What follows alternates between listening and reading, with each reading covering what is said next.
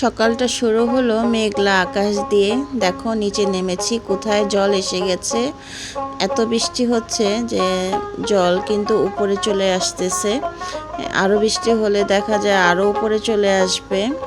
গতবার কিন্তু অনেক উপরে চলে আসছিল জল, দেখো কোথায় এসে গেছে। আজকে কিন্তু সকাল সকালে বের হয়ে গেছি আমি বাজারে যাব, কারণ কিছু সবজি কিনতে হবে। আমার মনের মতন সবজি আমি কিনে নিয়ে আসবো, সেজন্য বের হয়েছে আর কি। দেখো আকাশটা কি পরিমাণ মেঘলা করেছে।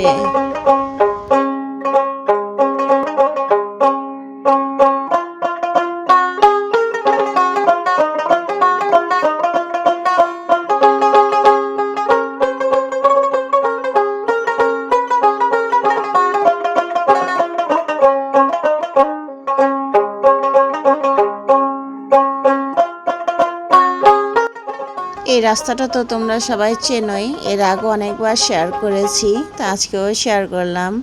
শুভ সকাল অ্যান্ড গুড মর্নিং সবাইকে। কেমন আছো তোমরা সবাই? আশা করি ভালো আছো, সুস্থ আছো। কোথায় কোথায় বৃষ্টি হচ্ছে জানাও। আমাদের এখানে কিন্তু অনেক বৃষ্টি হচ্ছে। কিছুদিন না, 2-3 দিন একটু বন্ধ ছিল, আবার কিন্তু সেই বৃষ্টি শুরু হয়ে গেছে। আজকে আমার সাধারণ দিনের সাধারণ রান্নাবান্না, সাধারণভাবে কিভাবে দিনটা কাটিয়েছি সেটাই তোমাদের সাথে আজকে শেয়ার করব। সবাই সাথে থেকো, পাশে থেকো এবং সাপোর্ট করো। এই ব্রিজটা কিন্তু এর আগে দেখিয়েছিলাম। ব্রিজের পাশে যে গাছটা দেখতে পাচ্ছ এটা কিন্তু বড়ই গাছ। এটার মধ্যে একদিন আগুন লেগে গিয়েছিল, অনেকখানি কিন্তু পুড়ে গিয়েছিল। আবার আস্তে আস্তে সেটা আবার পাতা গজিয়েছে, অনেক বড় গাছ হয়েছে। আসলে ভগবান চাইলে কি না হয়। দেখো এখানে কি সুন্দর ফুল ফুটেছে। এটা সম্ভবত চায়না ডেইজি ফুল বলে। এই গাছের পাতা মাথায় দিলে নাকি চুল পড়া বন্ধ হয়ে যায়, চুলের জন্য ভালো। আমি দেখেছি ইউটিউবে না ফেসবুকে, যে কোনো একটা জায়গায়, কিন্তু এখনও ব্যবহার করি নাই। একদিন ভাবছি যে এখান থেকে নিয়ে একটু ট্রাই করব আসলে এটা সত্যি কি না।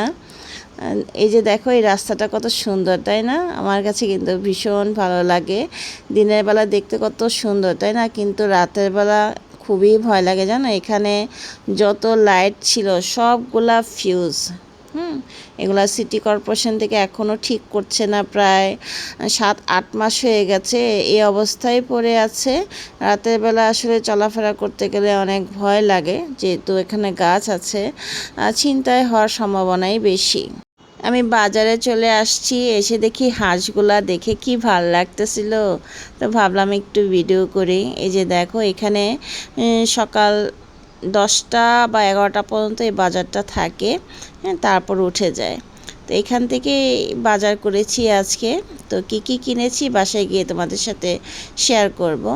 এই যে দেখো এখানে কলার মোচা নিয়ে এসেছি, একটা চাল কুমড়া, ঝিঙে এনেছি, তারপরে করলা এনেছি। করলা তো আমার অনেক পছন্দের। মূলা এনেছি। মূলার দাম কত জানো? 70 টাকা কেজি এনেছি। অথচ শীতকালে 20 টাকা দিয়েও কেউ কিনে খায় না, আর এখন 70 টাকা কেজি করে কিনে এনেছি। তো ধনে পাতা এনেছি আর চালতা এনেছি। এই তো আজকের বাজার। আসলে বেশি বাজার করতে গেলে না আমি 6 তলা বেয়ে উঠতে হবে, সেটা পারি না আর কি, অনেক ওজন হয়ে যায়। সেজন্য অল্প এনেছি। আর কিছু পেয়ারা এনেছি আর ড্রাগন ফল এনেছি। তো আজকে পেয়ারা মাখাও তোমাদের সাথে শেয়ার করব। খুবই মজার একটা পেয়ারা মাখা। সবজিগুলো আর ফলগুলো টেবিলের উপর রেখে দিলাম, ফ্যান ছেড়ে দিয়েছি, কারণ আমি আস্তে আস্তে না বৃষ্টি নেমে দিয়েছিল, এগুলো সব ভিজে গেছে। ভিজা অবস্থায় যদি আবার ফ্রিজে রাখি দেখা যায় তাড়াতাড়ি পচে যাবে। এখন সবজির যে দাম, পচে গেলে তো হবে না, তাই না? অনেক দাম দিয়ে কিনে নিয়েছি। এই কয়েকটা জিনিস দেখতে পেয়েছো, সেগুলো 500 টাকার উপরে চলে গিয়েছে আমার এগুলা কিনতে। ভাবওয়ালা কত দাম বেড়েছে। তো অল্প অল্প করে এনেছি। আমার অল্প জিনিসই ভালো লাগে, যাতে ঝটপট খাওয়া হয়ে যায়, শেষ হয়ে যায়। বেশি জিনিস আনলে দেখা যায় কি ওই ফ্রিজে থাকে, পচে যায়, নষ্ট হয়ে যায়। তখন এত দাম দিয়ে যদি সবজি কিনে পচে যায় তখন কিন্তু খুব খারাপ লাগে। যেহেতু আমরা মধ্যবিত্ত পরিবারের মানুষ, সব কিছু খেয়াল রেখে আমাদের কাজ করতে হয়, সংসার সামলাতে হয়।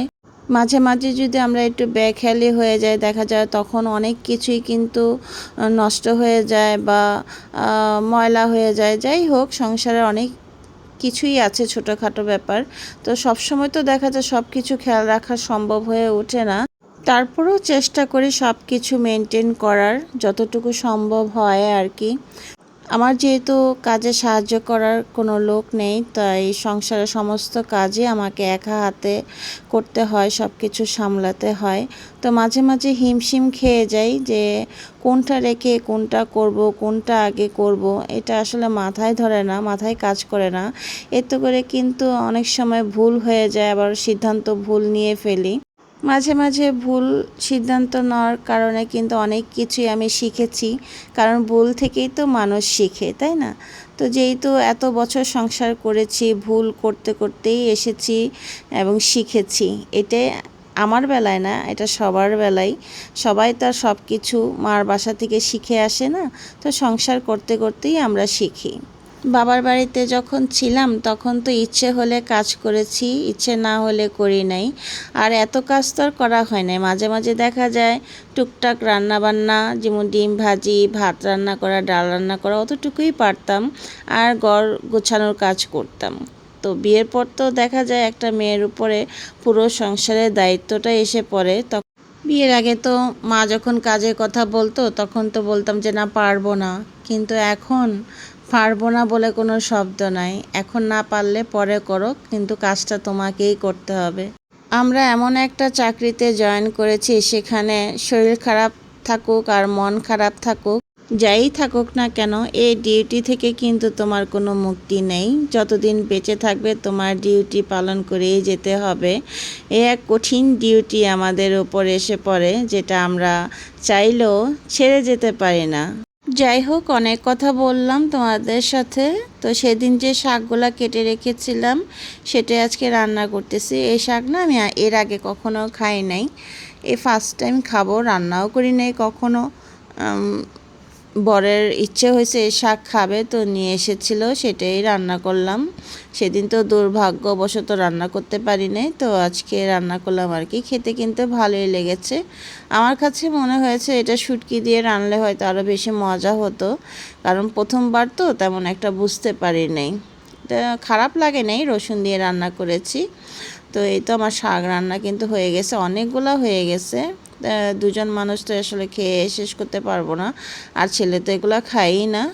তো আজকে মূলা দিয়ে পুঁটি মাছ রান্না করব, কালিজিরা ফোড়ন দিয়েছি, একদম সিম্পলভাবে রান্না করব, কোনো তেমন মশলা টশলা দেব না। হলুদের গুঁড়া, মরিচের গুঁড়া আর একটু ধনিয়ার গুঁড়া দিয়েছি, সেটা দিয়ে আজকে রান্না করব আর কি, সিম্পল পাতলা ঝোল।